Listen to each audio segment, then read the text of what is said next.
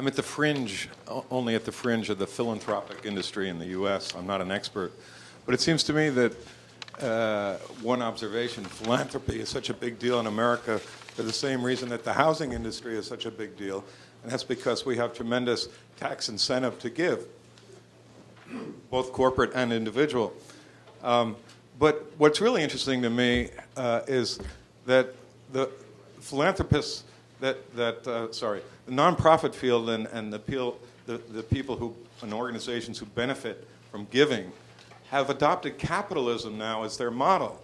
They talk about social entrepreneurship and social entrepreneurs. They talk about a social return on capital. We see micro-lending in Bangladesh. It's a capitalistic model. We see people like Hernando de Soto, the Latin American economist, talking about, well, we need to capitalize the poor. We need to recognize that poor people have assets. And if they had legal title to those assets, they could then use those assets as collateral in a capitalistic model. So I guess my question is not that capitalism should be more philanthropic, but philanthropy itself is becoming more capitalistic. And where do those things meet? Philanthropy becoming more capitalistic is definitely part of what Bill has in mind, and micro-lending and all that is definitely, once again, the definition is fuzzy, but that's definitely part of his thinking.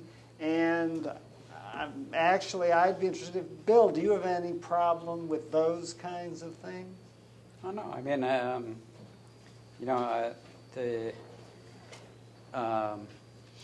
my book, which I won't tell you the title of because then I might sound self-promoting, but in a book that I wrote a couple of years ago, tell you the title. It's called The White Man's Burden. In the book, one of the main concepts I actually went out on a limb about was, having aid workers and all philanthropists in the third world think like entrepreneurs. I called them searchers. And I thought a big problem with foreign aid was that there were too many sort of people operating like central planners in foreign aid, that they sort of had the Soviet central plan for ending poverty or improving good health, and they didn't have an entrepreneurial mindset.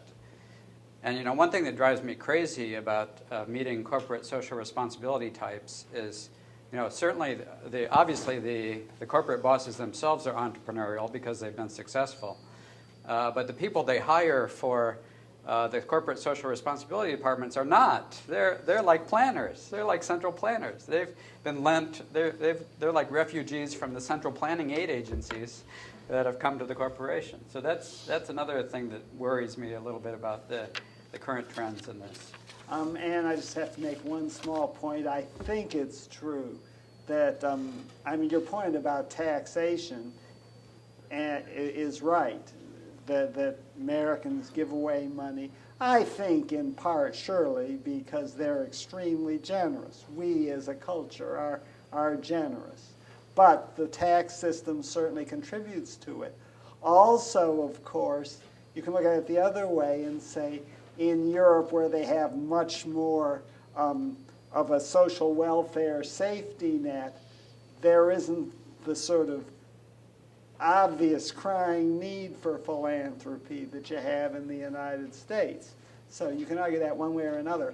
My understanding is that Bill Gates and Warren Buffett have both given away so much money that they will never have to pay income tax anyway.